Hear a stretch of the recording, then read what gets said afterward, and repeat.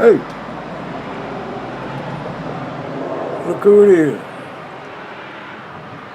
Old Pop sitting here. Found my spot back here on my porch. It's a lovely Wednesday evening. Enjoying me some coffee after dinner in my John Wayne cup. Y'all seen my John Wayne cup?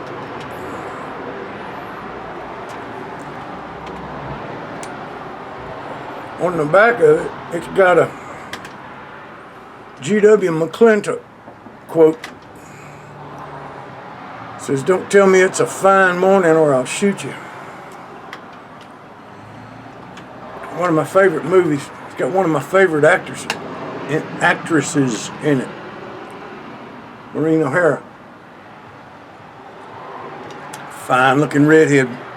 Boy, I tell you what. Old Larry would say, "Yeah, buddy."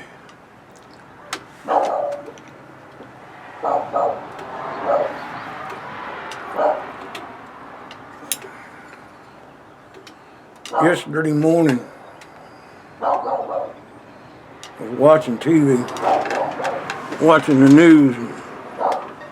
Right after the news, they have the update on the coronavirus, the mayoral governmental update on the coronavirus.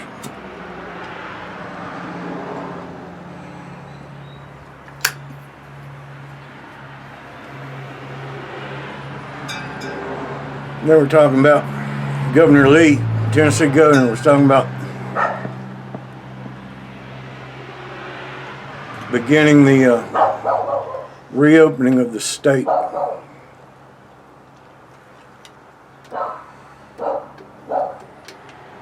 He's talking about opening it up at the end of the month, end of this month. So they were going to try to slowly open back up state parks and city parks, things like that was going to open up this coming Friday. They's going to try to get some restaurants and stuff open, nail salons and gyms and stuff by the end of the month, and then slowly try to filter stuff back open.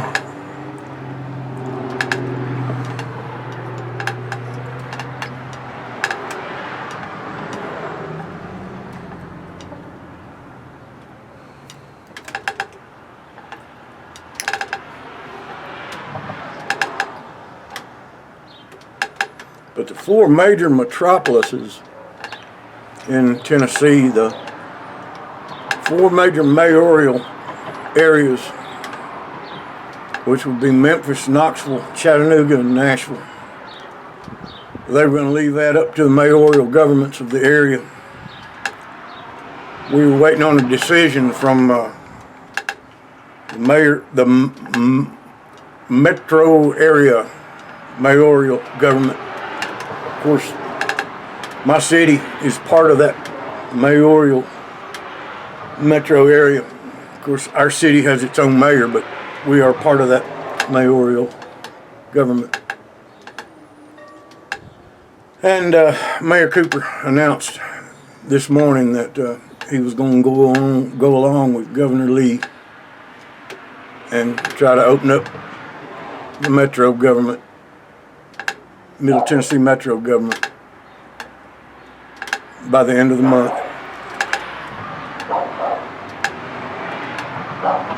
Of course,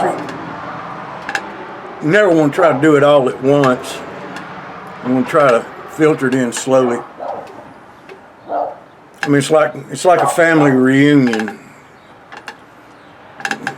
Don't everybody show up at once, you know.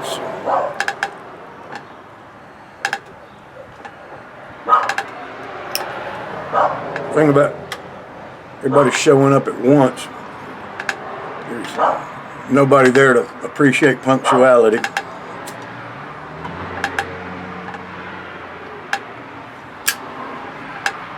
There's got to be some stragglers. Besides that, with this COVID-19 thing, you don't want to test the deep water with both feet. People get out there and breathing on each other and end up right back where we started from. I mean, think about it. How stupid is the average person? You know what I mean?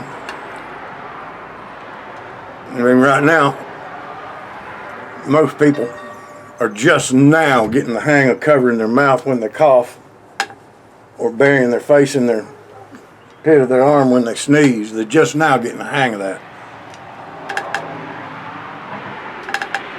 And then you realize that half of them are stupider than you are. Then you realize that the other half of them are stupider than that. Hell, why don't we all just stay home? You know what I mean?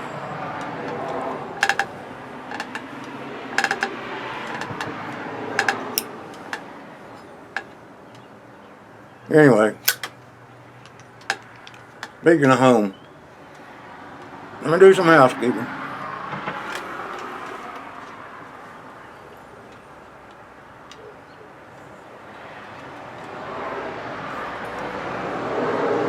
I'm smoking some GLE Sparkplug. It's really nice little English that my good cuz sent to me. Corvette Jim. I'm tamping it down with Tobacco Pipes International tamper that Mark sent to me with I think it's a 9mm shell on the end of it, and I'm smoking it in what I call a little ghost smoker. It's a little Molina pipe that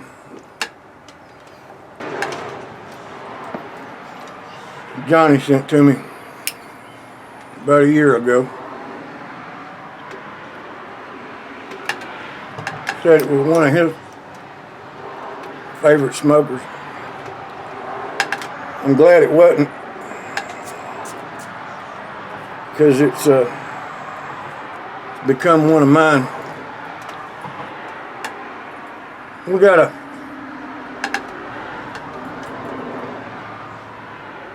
call from our doctor's office the other day. It said we missed a doctor's appointment.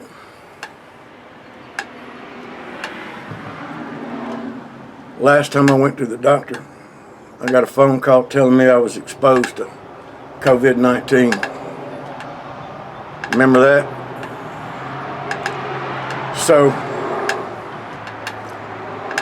we didn't miss no appointment, never did make an appointment. But they wanted to call us and tell us we're missing an appointment, so they were going to charge us for an appointment that we missed. Well, I had called Robbie, my doctor, and got her to fax my prescriptions on over to our pharmacy so we didn't have to go to another appointment, and told her that we were staying in. And she did it.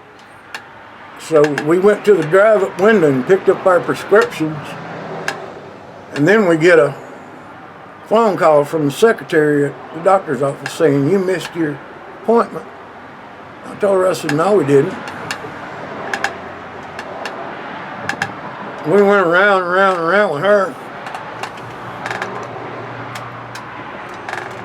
I told her what happened. The doctor knew it. The office didn't. They wanted to charge us for it. I told her, I said, "Charge us for what?" She said, "An office visit." And I said, "We visit the doctor, not the office."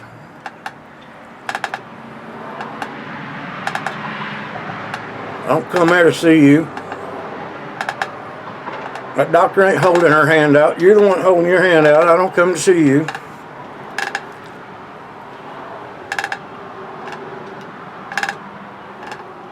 So I finally got her to agree, since we never made a trip up there, that she wasn't going to charge us for it. But she made me agree that we'd come up there next month,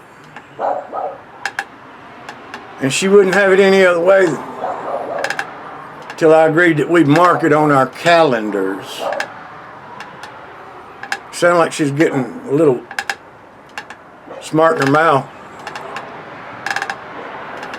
She said, I know how elderly people forget sometimes. And I said, I didn't forget. We never made the appointment. And we didn't. My doctor's only in town one day a month. I never made the appointment.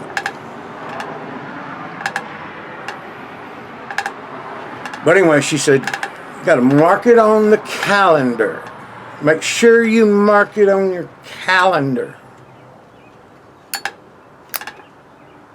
I told her, I said, well, you know, the thing about a calendar is with a calendar, all your days are just numbered anyway. She said, well, she said, and we want you to show up 15 minutes early. I know what all that's about. It's about paperwork, about writing down the same answers to things that ain't changed in 15 years. And I told her, I said, nah, 15 minutes early, 15 minutes late, what's the difference? She said, nah, if you show up 15 minutes late, she said, you'll have to reschedule your appointment. I said, oh, but you want me to show up 15 minutes early to give you the same information I gave you last month, information that ain't changed in 15 years. And she said, just make sure you show up 15 minutes early. And I told her, I said, it don't make a bit of difference to me one way or another. We're all time travelers, traveling at the speed of 60 minutes per hour. What's 15 minutes early or late to me one way or another?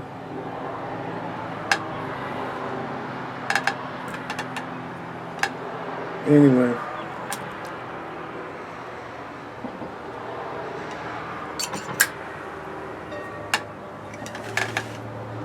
Jill and I was watching, I don't know what channel it was. We got some rain the other night, and seemed like the only channel that would come in was channel 10. I think it was a college access channel. It wasn't a community, excuse me, it wasn't a community access channel. It was a college access channel. Something coming from the college over here.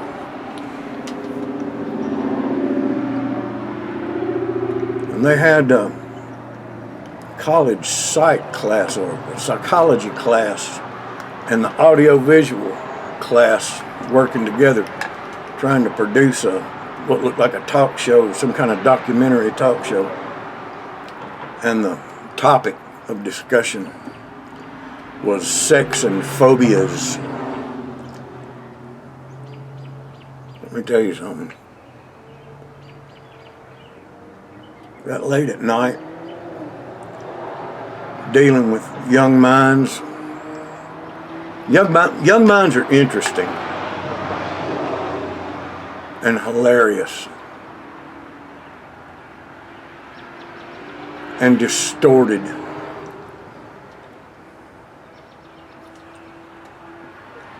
And that's all I'm going to say about that. But what I will say is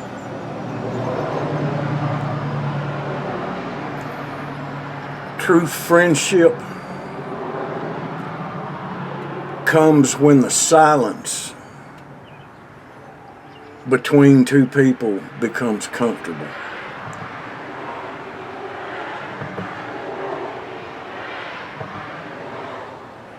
Turns out, I think, that the overall consensus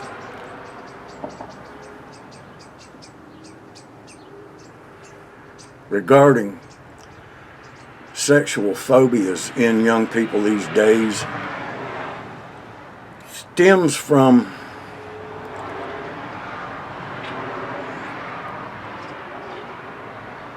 a delayed rationalization of dealing with their parents having sex.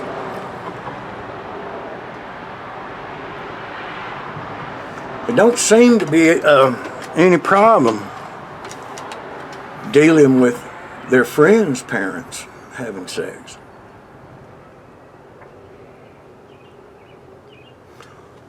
Or other elderly people having sex, or their grandparents having sex, or sex in geriatric homes, or even them having sex with older people.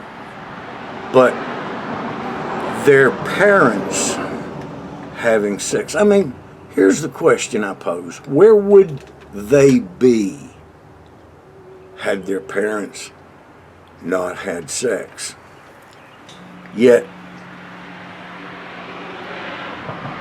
they have a problem dealing with the idea that their parents had sex. Now, you think about it,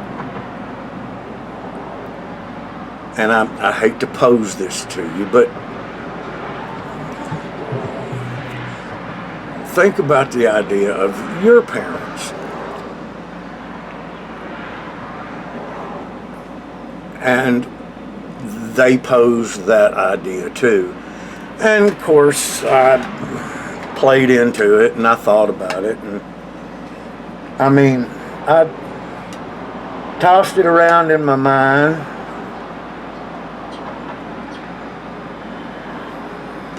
And I have to admit, I got a little mad. That's my mama, you know. I got a little bitter.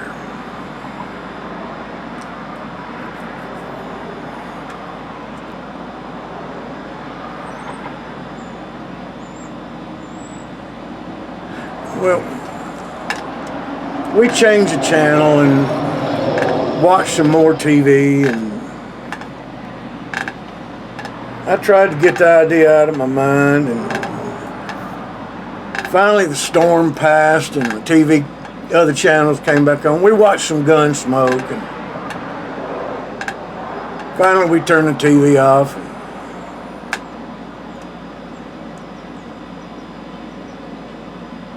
I lay there and tossed and turned all night.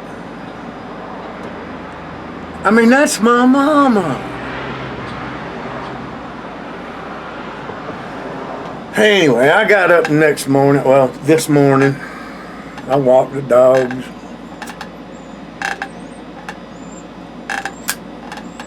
Made coffee.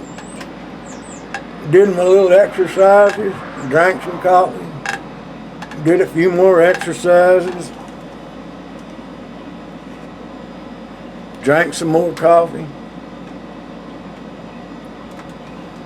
I have to have my coffee while I do my exercises before my brain figures out what I'm doing.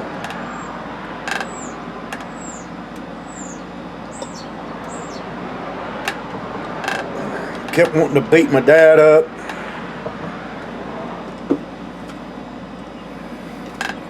I mean, no. I'm just kidding. He had a heart of gold. But then so does a hard-boiled egg.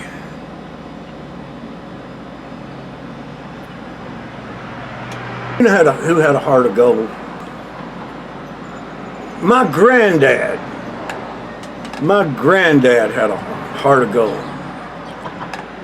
The reason grandchildren and grandfathers get along so well is because they have a common enemy. Dads.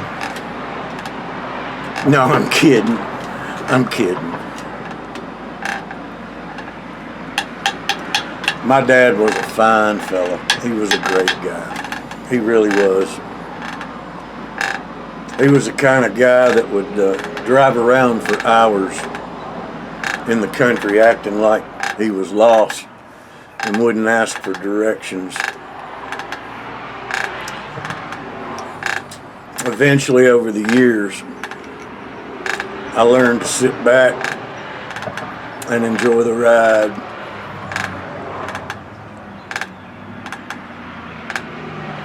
Everyone else would fuss about it, but I figured him out. And I used that trick on my family.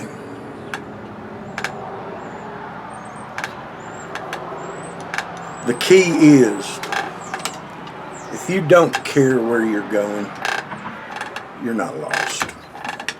Eventually you're going to run into something you recognize. Then you can act like you knew where you were all along.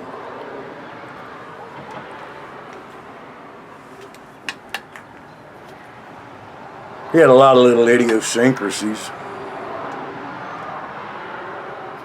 We made fun of him a lot. We laughed. We laughed so much.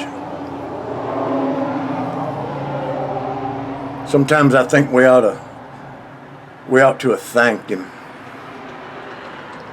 for all the times he made us laugh.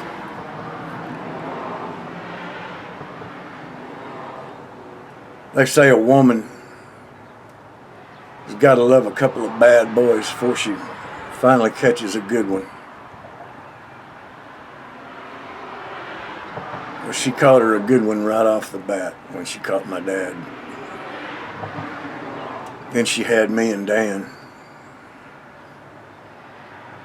And she raised two bad ones.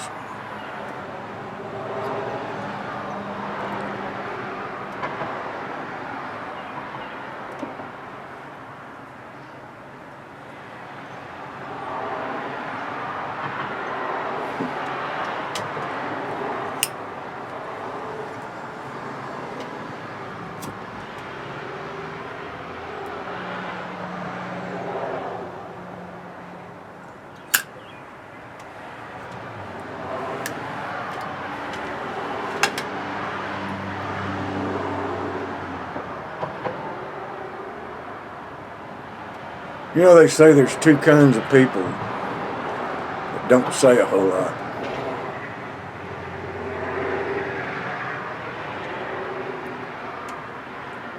Them that's quiet,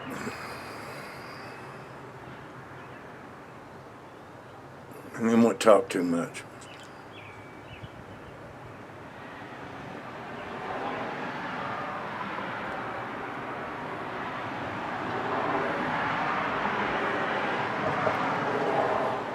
I'm Ole'Pops.